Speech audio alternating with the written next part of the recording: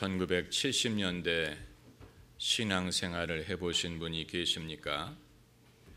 한국의 개신교는 그때부터 상승세를 타기 시작했습니다. 제가 아직도 기억하는 것은 여의도에서 열린 신앙 집회에 후라이버의 곽규석 씨가 간증을 했다는 신문 보도였습니다. 그 이전까지 저는 곽규석 씨를 코미디언으로만 알고 있었는데 그런 분이 대형 집회에서 간증을 했다는 것은 대한민국 사회에 대단한 변화가 일어나고 있다는 조짐으로 보았습니다. 그 당시에 우리는 순수했고 열정이 있었습니다. 사회 모든 계층이 그랬습니다. 지금과는 많이 다릅니다. 지금의 우리는 더 똑똑해졌고 까졌고 아는 것은 많은데 용기가 없고 이기적인 사람이 됐지만 그때는 지금과 달랐습니다. 저는 70년대 중반에 캐나다로 이민을 갔기 때문에 한국의 변화를 직접 목격하지는 못했지만 90년대 초에 한국으로 돌아와 보니까 이미 대한민국은 상당 부분 복음화되어 있었습니다. 캐나다의 미국에도 크리스찬의 숫자는 많습니다. 그런데 한국의 기독교에 비교하면 몇 가지 중요한 차이점이 있습니다. 첫째는 서양에서는 지식인이나 사회 지도층의 참된 크리스찬을 찾기가 참으로 어렵습니다. 제가 대학을 다닐 때 그 잘난 교수들 중에 예수 믿는 사람을 눈을 씻고 찾아봐도 없었습니다. 하지만 한국에서는 직업이든 교육 수준이든 경제적인 수준을 막론하고 기독교인들이 널리 포함되어 있습니다. 교수들은 말할 필요도 없고 경영인, 음악인, 예술인, 체육인, 연예인, 군대 모든 분야의 기독교 신앙이 퍼져 있습니다. 이것은 대한민국이 갖고 있는 대단한 장점입니다. 그리고 둘째로 서양에서는 공적인 담론에서 기독교 신앙을 말하는 것을 기피합니다. 소위 정치적 정당성이란 이유 때문입니다. 믿지 않는 사람에게 차별이 된다는 이유로 공적인 자리에서 기독교를 말하는 것을 금기시합니다. 그런데 대한민국에는 아직 이러한 편견이 없습니다. 타종교를 적당히 배려하는 한 신앙을 말하는 것을 용납합니다. 그래서 TV 드라마에도 하나님 부처님 하나님 맙소사 이런 대사가 공공연히 허용이 됩니다. 석탄일은 석탄일대로 기념하고 성탄절은 성탄절대로 기념합니다. 아마 세상에 이런 나라도 많지 않을 것입니다. 그리고 세 번째로 서양에서는 국적이나 인종에 따라서 종교가 대충 정해져 있는데 한국에는 전적인 종교의 자유가 있습니다. 그래서 아버지는 유교를 믿고 어머니는 불교를 믿고 아들은 여자친구 따라서 성당을 가고 딸은 장로교인이에요. 저희 교인 중에도 남편은 불교대학 교수인데 아내는 기독교대학 교수인 부부가 있습니다. 그럼에도 다투지 않고 잘 살아요. 외국에는 종교 때문에 전쟁을 했지만 대한민국은 종교 때문에 전쟁을 한 적이 없습니다. 그런 면에서 철저한 종교의 자유가 있습니다. 종교를 용납합니다. 언제든지 종교적인 통계가 바뀔 수 있는 가능성이 있습니다.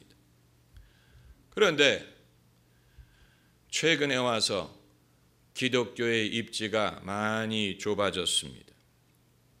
여러분은 염려하실지 모르지만 저는 염려하지 않습니다.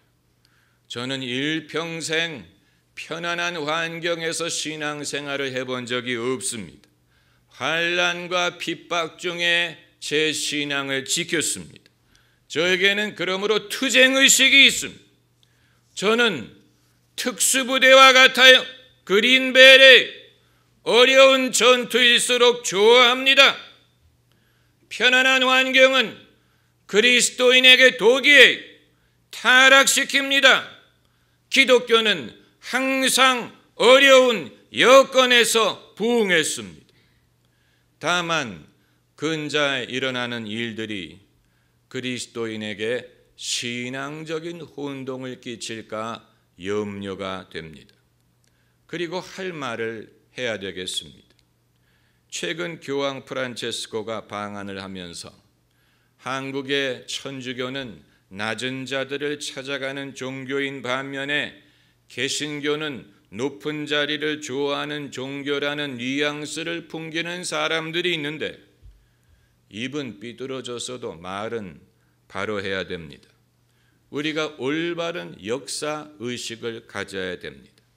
한국의 개신교는 낮은 곳에서 시작했습니다. 천주교가 양반 계급, 귀족 계급에서 시작했지만 개신교는 가난한 사람, 실향민 위주로 부흥했습니다. 한국의 대표적인 교회가 무엇입니까? 영락교회 아닙니까?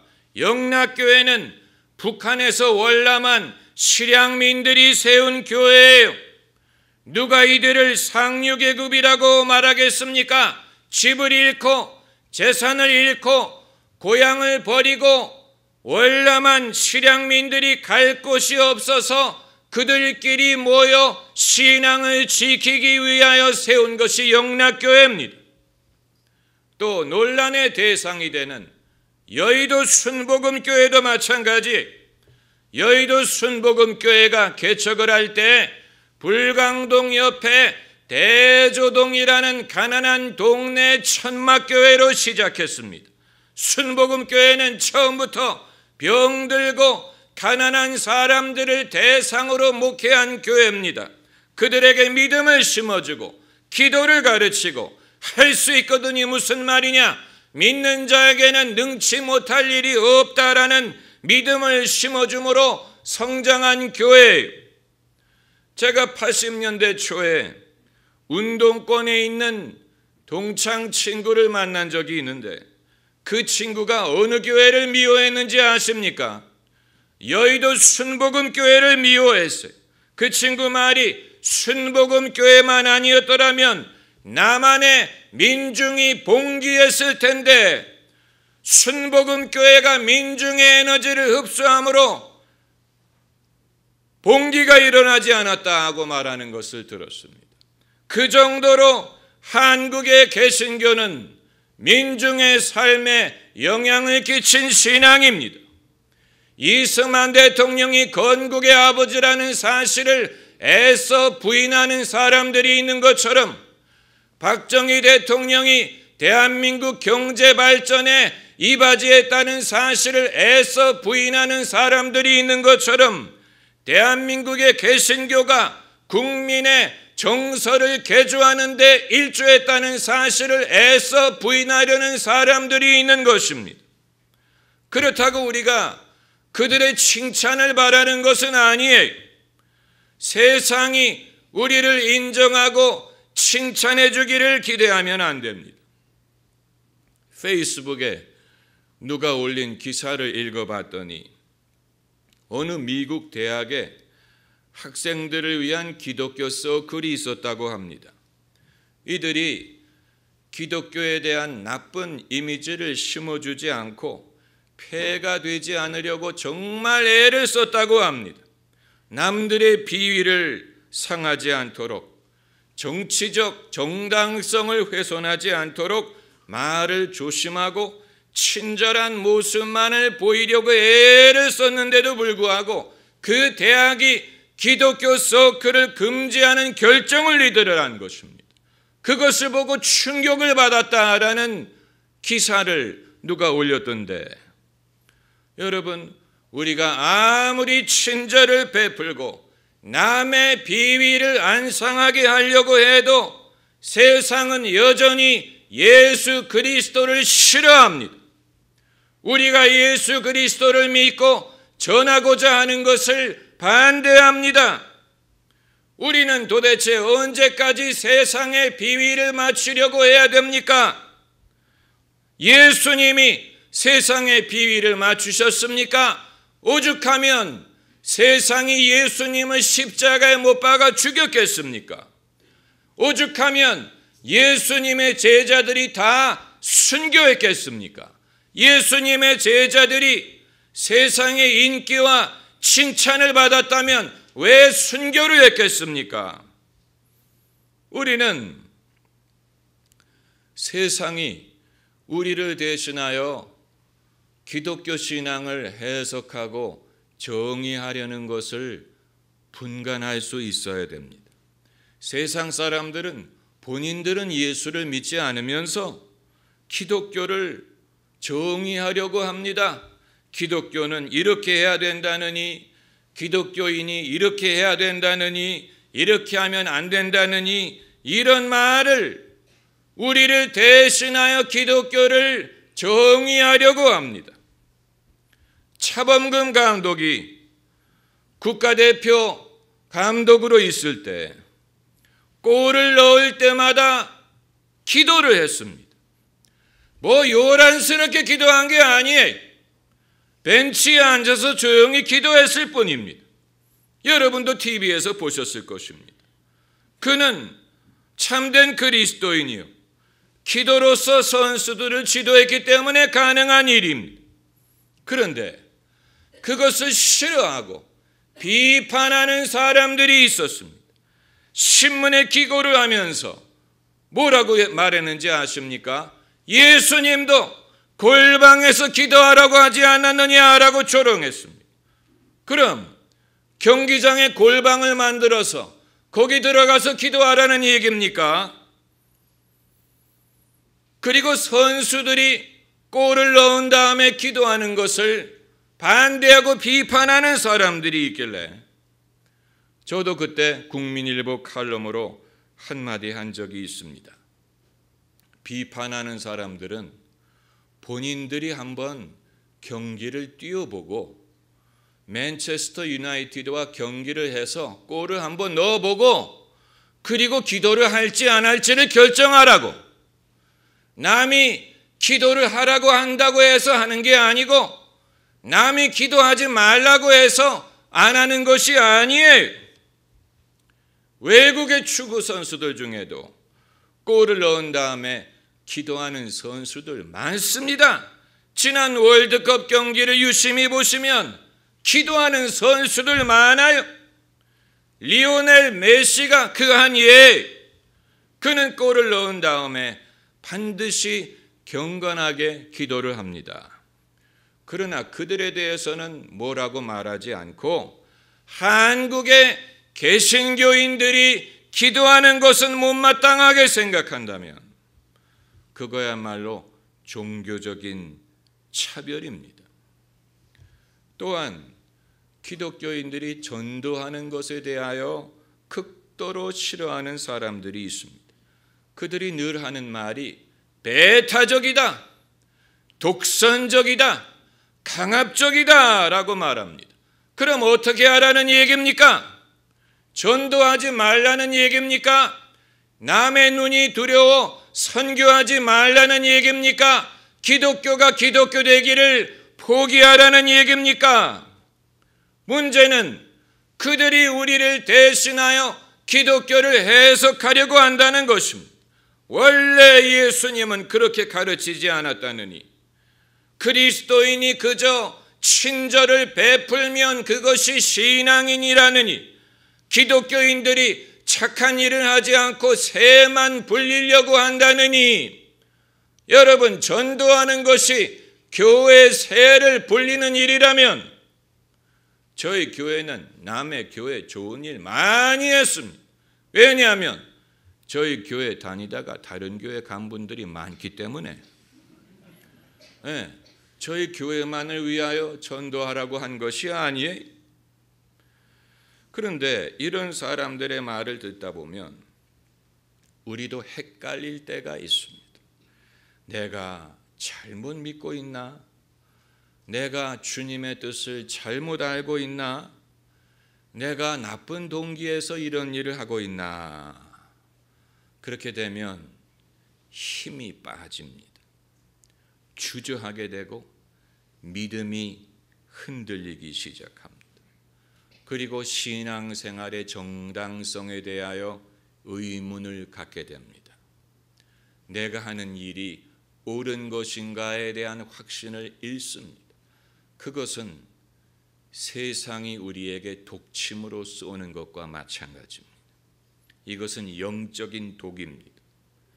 우리는 이것을 경계해야 됩니다.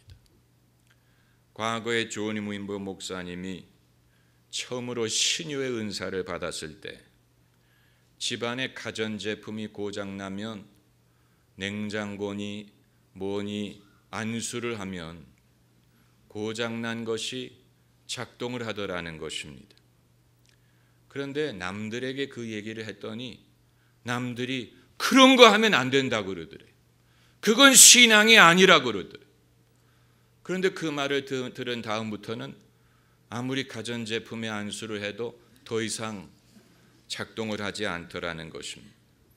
그러니까 옆에서 쓸데없이 간섭하는 사람들이 믿음에 손실을 끼친 것입니다. 잡음을 들으면 그렇게 됩니다.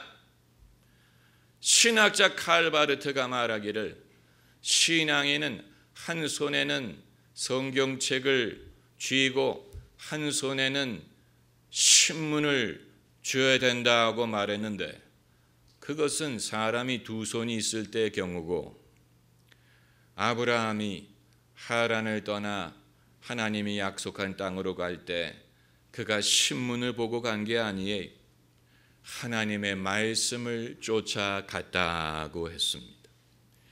여러분, 우리가 세상을 알기 위하여 신문도 보고 인터넷도 보고 세상 사람들의 말을 귀담아 들어야 된다는 말이 그럴듯하지만 여러분, 지금처럼 정보의 홍수를 겪어본 적이 없습니다. 인류에게는. 우리는 너무 많은 말을 듣고 있습니다. 사람들이 저마다 입이 있기 때문에 10명이면 10명, 1000명이면 1000명, 모든 사람이 말을 하는 이 시대에 사람들이 하는 말을 다 듣다 보면 우리는 하나님의 말씀에 대한 확신을 잃어버리게 되고 하나님의 말씀을 쫓아가는 것이 아니고 사람들이 하는 이 말 저 말에 눈치를 보느라 아무 능력도 없고 소신도 없고 자신감이 없고 담력을 상실하게 됩니다. 이 많은 정보의 홍수가 우리의 신앙에 어떤 영향을 줄지를 생각해 봐야 됩니다. 유명한 부흥사였던 스미스 위거스워스 목사는 30분에 한 번씩 기도를 하고 1시간에 한 번씩 성경책을 읽었다고 했습니다. 그런 영빨이 있는 분도 그렇게 할 필요가 있었다면 우리는 오죽하겠습니까? 여러분은 세상에 어떤 말에 귀를 기울이고 계십니까? 그것이 여러분 마음속에 하나님의 말씀을 쫓아가는데 방해가 되지 않는지를 돌아봐야 될 것입니다. 예수께서 새벽에 일어나 한적한 곳에 가서 기도하시고 그리고 제자들에게 말씀하시기를 우리가 다른 마을들로 가자. 거기서도 전도하리니 내가 이 일을 위하여 왔노라. 새벽과 같은 마음에서 우리가 무엇을 해야 되는지를 확신할 수가 있습니다. 여러분, 우리는 중요한 시대에 살고 있습니다. 과거에 우리의 신앙을 지도해 주시던 어른들은 돌아가셨거나 은퇴하셨거나 영향력을 상실했습니다. 우리는 이제 고아와 같아요. 우리를 지도하고 감독해 줄 사람이 더 이상 없습니다. 이제 우리는 어른이 되어야 됩니다. 우리 스스로 일어나 옷을 입고 스스로 밥을 차려 먹을 수 있어야 됩니다. 스스로 옳고 그른 것을 분별할 수 있어야 됩니다. 여러분은 저를 너무 의존하지 마세요. 스스로 생각하는 법을 배우시고 스스로 성경을 읽고 기도하고 하나님의 뜻을 분별해야 됩니다. 그것이 종교개혁의 정신이에요. 과거는 과거에 우리는 과거로 되돌아갈 수 없습니다. 세상은 많이 바뀌었고 우리도 바뀌었습니다. 만일 누가 우리 보고 70년대 신앙 스타일로 돌아가라고 한다면 그렇게 할 수 없을 것입니다. 그때는 그때, 지금은 지금입니다.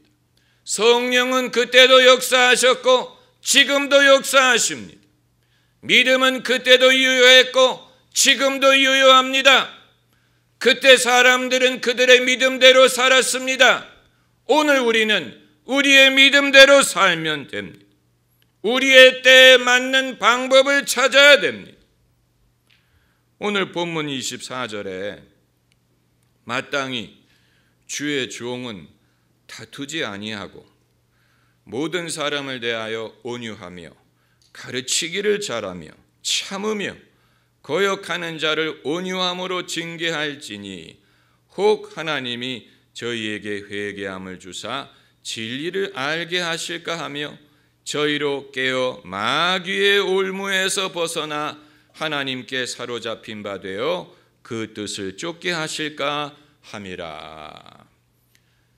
여러분, 하나님의 말씀을 반대하는 사람들은 마귀의 올무에 붙들려 있습니다. 회개해야 됩니다.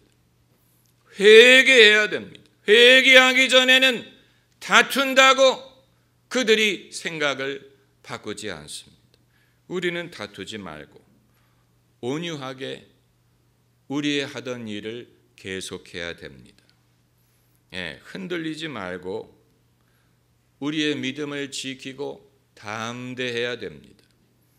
이 시대에 성령이 하시는 일을 우리가 찾아야 됩니다. 새 시대에 새로운 패러다임을 발견할 수 있을 것입니다. 이것이 이 시대에 예수 믿는 우리의 사명인 것입니다. 기도하십시다.